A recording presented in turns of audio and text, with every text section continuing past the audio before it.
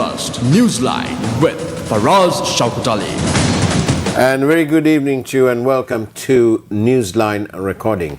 My guest this evening is Ms. Rain Wickrematunge. Shall we say, her husband was, of course, the late Lasantha Wickrematunge, easily Sri Lanka's best known newspaper editor and journalist, I would dare say too. A friend of this network and the founding editor of the then most outspoken newspaper in Sri Lanka, and unlikely to be repeated again, I dare say too, the Sunday Leader. And Rain Wickrematunge has written a book about I suppose, the life and times of Lasantha Wickrematunge, and very appropriately named it Unbowed and Unafraid, and that in two words would describe Lasantha Wickrematunge the best, really.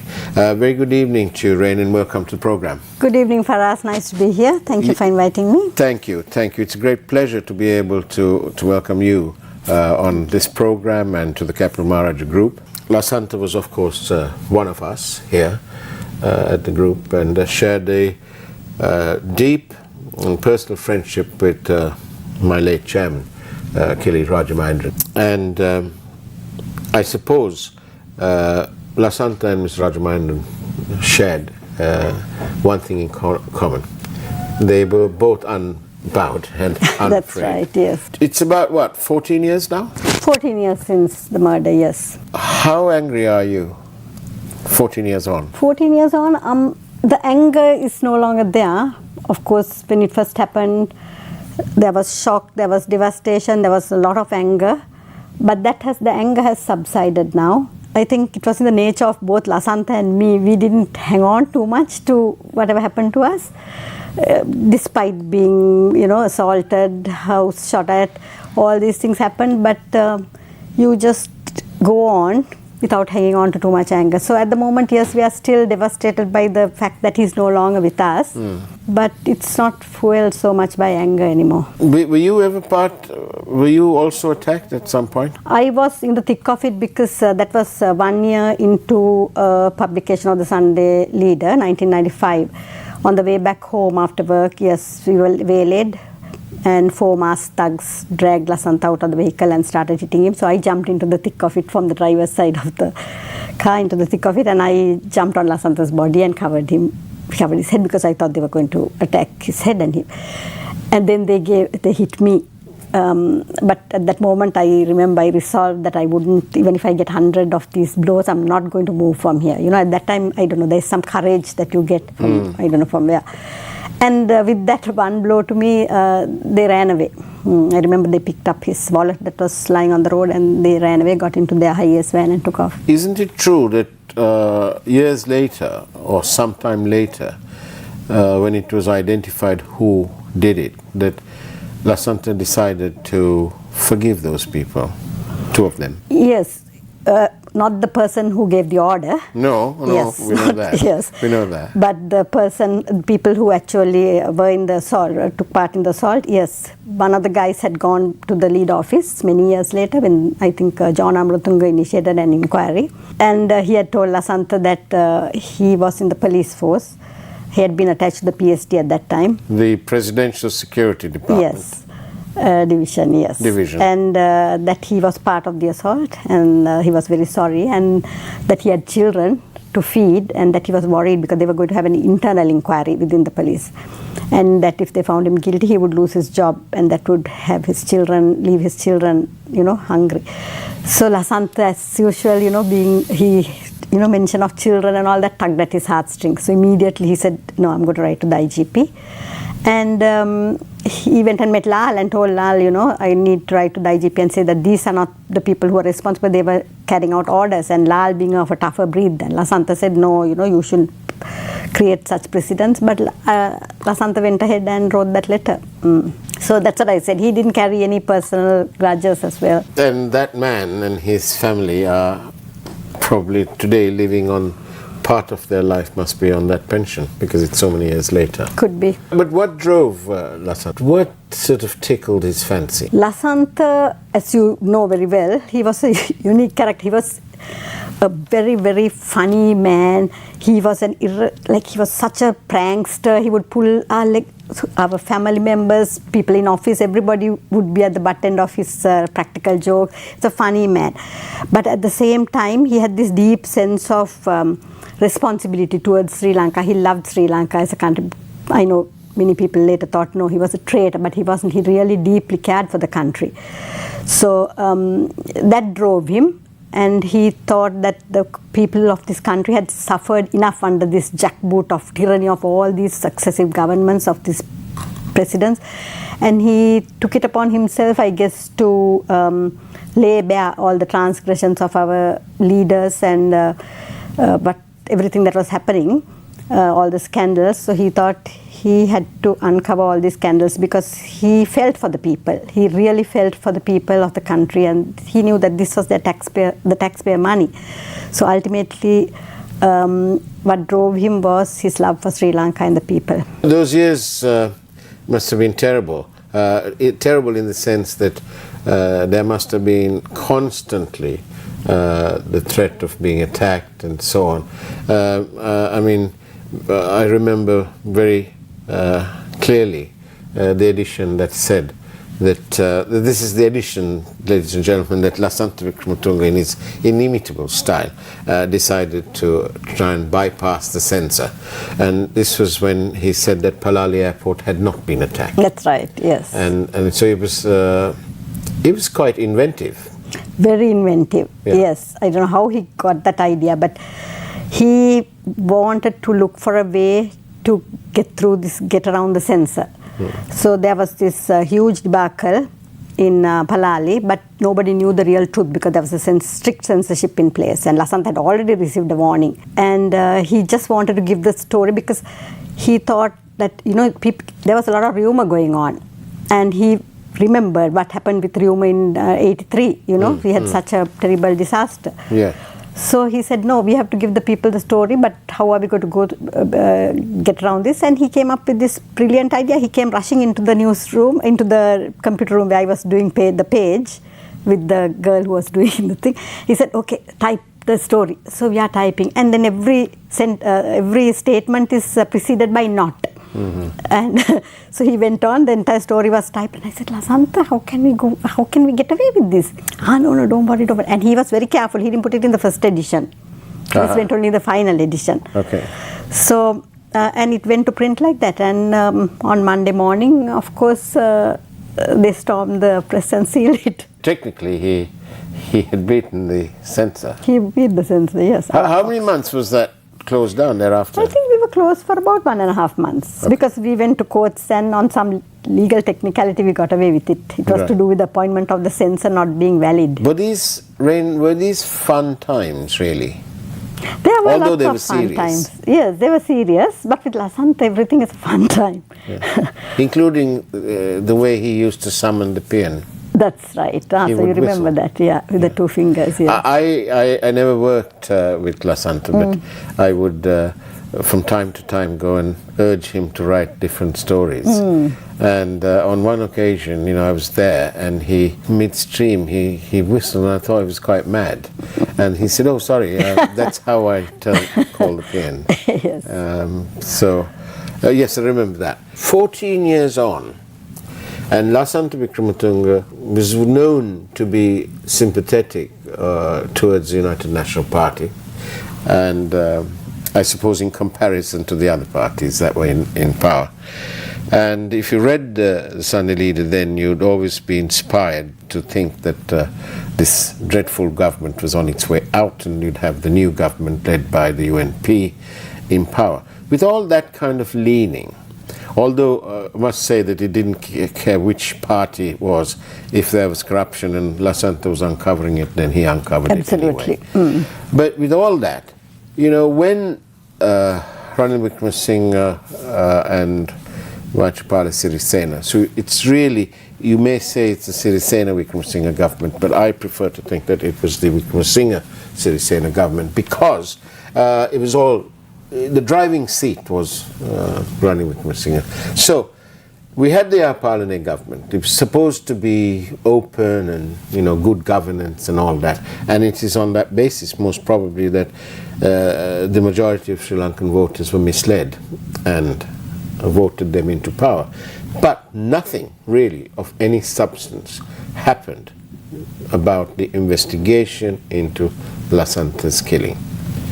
Unlawful, we have to presume it was unlawful. How do you feel about that? Yes, so Lasantha was very close to most of the UMP hierarchy, very close to them, and of course to Ranil. So when the Hapalana government came in, we were absolutely delighted. Ahimsa was whooping in joy. She was so happy because we thought finally we were all going to get answers, not only just for Lasantha, but all the others who were killed before that. But also, Raina, let me just interject there for a minute, because we may forget that Mahinda Rajapaksa lost on the day that Lasantha was killed, on the anniversary. That's right. So, so that was like poetic justice. But, so, go on, tell me, what transpired? Here this party had won, the good governance, the good guys had won. Yes, so especially at the end of 2015, we had the investigation handed over to IP Nishantha Silva and his team of people. I think Sisira was part of that team. So they were making a lot of headway. So we were all delighted. We thought, oh my God, this is happening finally.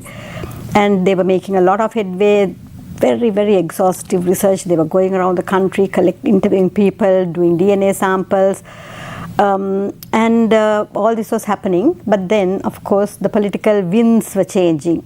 Little by little, things were changing. And the bickering was happening between the two at the top. Between the president and the prime minister. Yes. And then suddenly we realized that the winds are blowing in favor of the Rajapaksas once again. And 15, 16, 17... by the time 18 rolled along, it was, quite obvious that nothing was happening and that they were scuttling the investigation. In fact, that's what we felt. And actually we got information that it was being scuttled willfully. So, and then suddenly in 2019, I think it was, Nishantha Silva was suddenly given marching orders. It was transferred. But of course, there was a huge, big hue and cry, and Ahimsa wrote an open letter that was published to Maithripala Sirisena, and I think that was a big embarrassment for him. So they cancelled that transfer order, and Nishantha was back.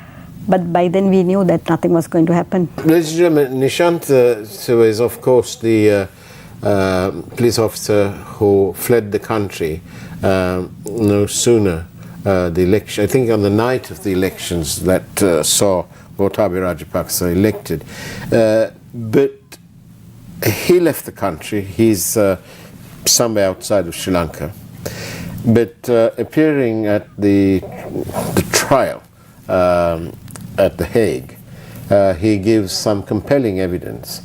And that part of that evidence is that it transpires as to how and who did kill Lasantha. Do you want to tell us about a bit of that evidence? Yes, so giving the evidence, testimony. Yes, what he said was he took us back to the Keith-Noya abduction and torture, and he gave evidence saying that through telephone records and other means of investigation, they discovered that they zoned in on what was called the Tripoli platoon, which was part of what was being run under the DMI, the Directorate of Military Intelligence.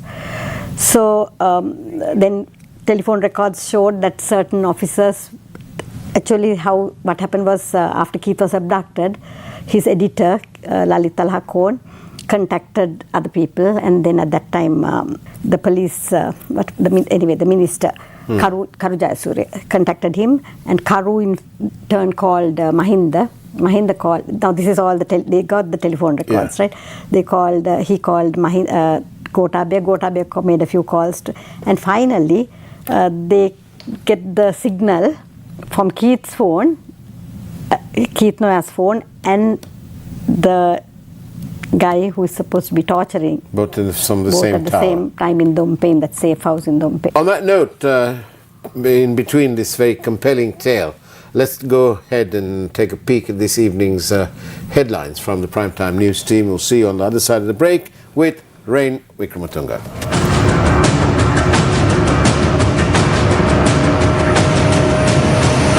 Newsfirst, Newsline with Faraz Shaukat Ali.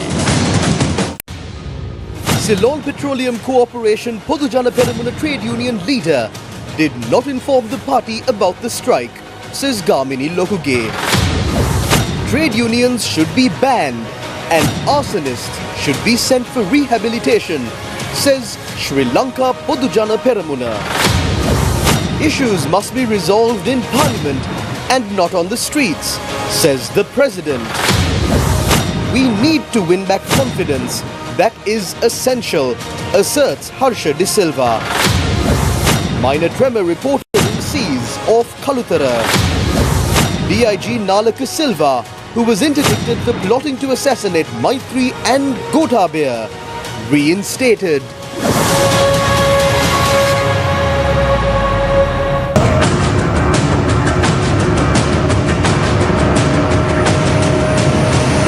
Newsfirst, Newsline with Faraz Shaukat Ali. And welcome back to this edition of Newsline Recording, and I think we should title it Unbowed and Unafraid, the Lasantha Wickrematunge story as written by Rain Wickrematunge in her new book, which is available for the first time in Sri Lanka. And it is a compelling read. So tell me, so Nishanta actually with his testimony at The Hague, you're able to connect the dots. Most people are. Yes, so what Nishanta told us was that from the evidence that he gathered with the Keith Noya case, he was able to tie that up with Lasantha's as well, through fingerprint evidence as well. So he believed that, he found out that the same people were involved in Lasantha's killing. Do you remember the exact moment that you were told that your husband had been killed? Yeah, that was a very difficult day. Are you able to go through that? It's a bit difficult because reliving that particular day is very difficult. But you remember it exactly? Oh, yes. Were you in Australia? I was in Australia, in Melbourne, yeah. Most people in the media world and who would follow Lasantha's fabulous Suranimala Yes. and Sana leader would remember precisely what they were doing. Definitely. I think everybody knows what they were doing when Lasantha Wickrematunge was. How about the children, Rain? Children now? Yeah. How are they faring now? I mean, obviously, how are they doing now? Are they getting over the trauma? Yes, they have got over the trauma, but strangely enough, the youngest, Adesh, who was just 10 at the time Lasantha died, he distanced himself from everything. He didn't talk much about the father. Of course, on the day it happened, he was devastated. But he didn't talk much. He didn't know much about the father's work and all that. But strangely enough, after the Aragalaya started, he started reading up all these things. He saw the Aragalaya activists with placards of his father, and then he thought, oh, so my father, was somebody who really had left a mark on Sri Lanka. And then he started reading up on Lasantha, and he became very, very, I think he was moved by the fact that he had a father who was such an iconic figure. And Rain, do you believe, and do your children believe, they're now adults, do you all as a family believe that one day, someday, justice will be done? Yeah, we always have hope. We should never give up hope. So I think, yes, there might come a day when we see justice finally. I remember a conversation I had with Lal Wickrematunge not long after I started work at the Leader. And he was peering into his computer when I walked in. And he said, hey, look, and it swiveled it around. And there was a story about some murder that had happened in the US. And justice had taken 17 years in that case. And he said, I think I got time. We've got time. And I said, you're going to wait 17 years? He said, well, I'm going to wait as long as I have to. Do you also believe that this is going to happen one day? It will happen? Yeah, I do believe that it will happen. I do believe. Why do you think that Lasantha was targeted then? Why not some other editor? Why Lasantha? Was it because of his style of writing? Because he exposed everything else? Yeah, of course, yes, of course. It's because he was the only one at that time who was Is it any uncovering all particular this. story? Well, there were many stories that he was working on, and we thought, okay, so he's going to get attacked now, he's going to get killed now. But then at that last few months, he was working on the MiG story and making a lot of revelations on that.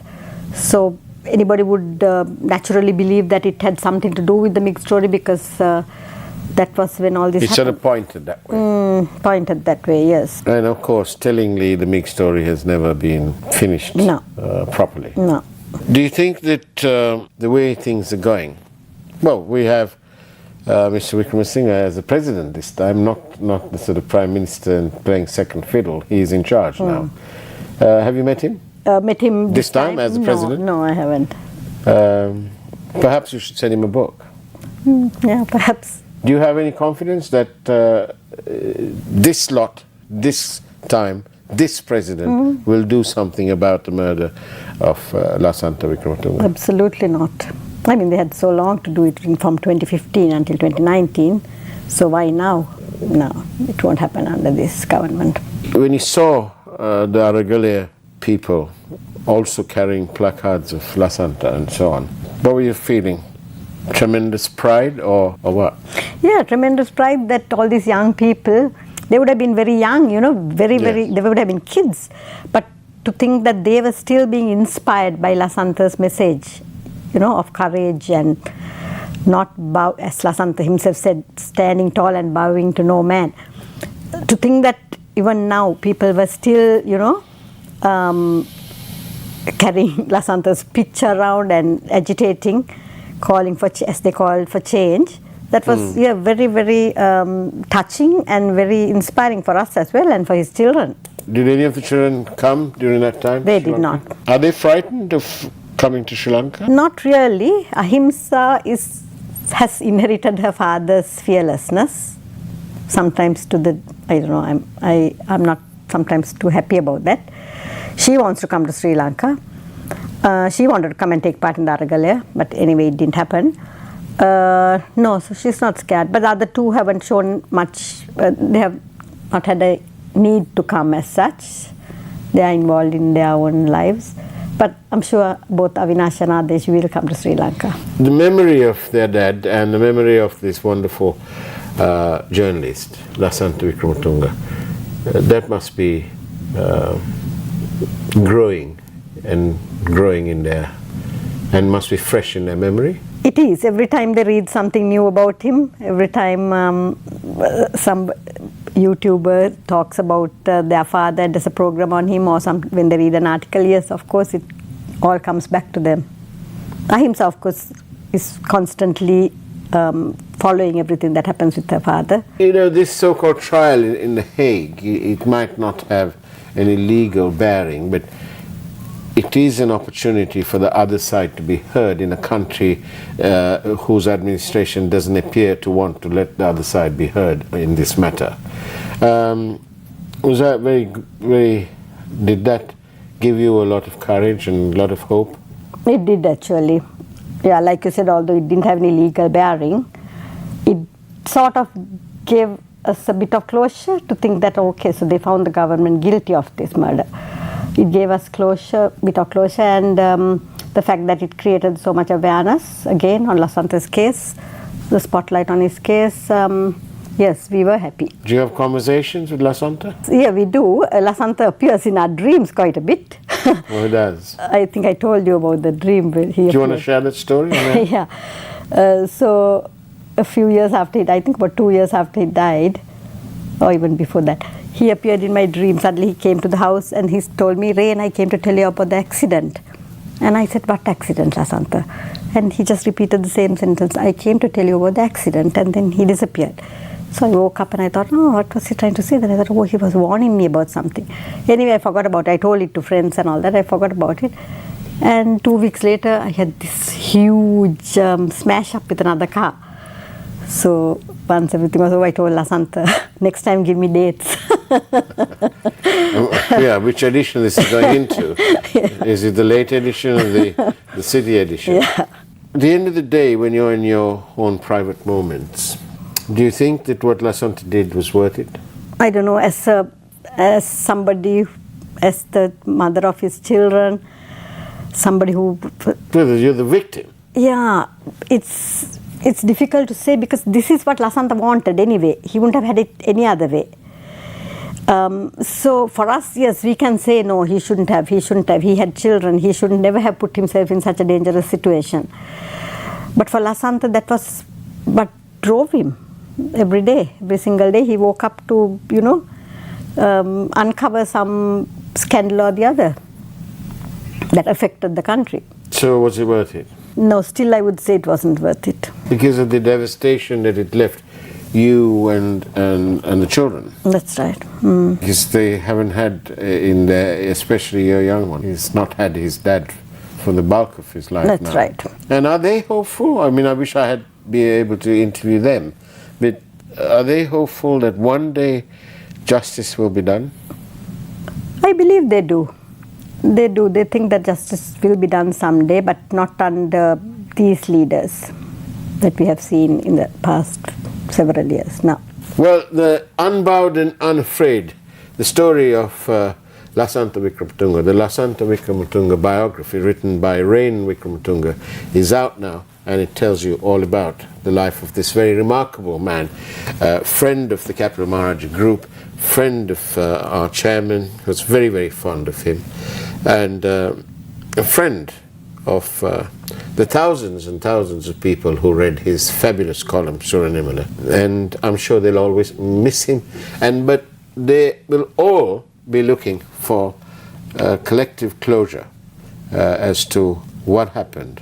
We'd like the real story, and somebody out there knows that real story, and somebody out there had better watch out, because Lasantha Wickrematunge's children, Ahimsa, they've got time on their hands.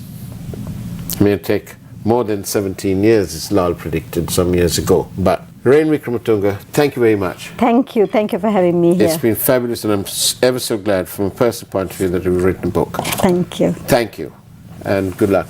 Thank you and very take care. much. That is the way it was on Newsline Recording this evening. Take care, have a great evening as much as you can, and God bless you all.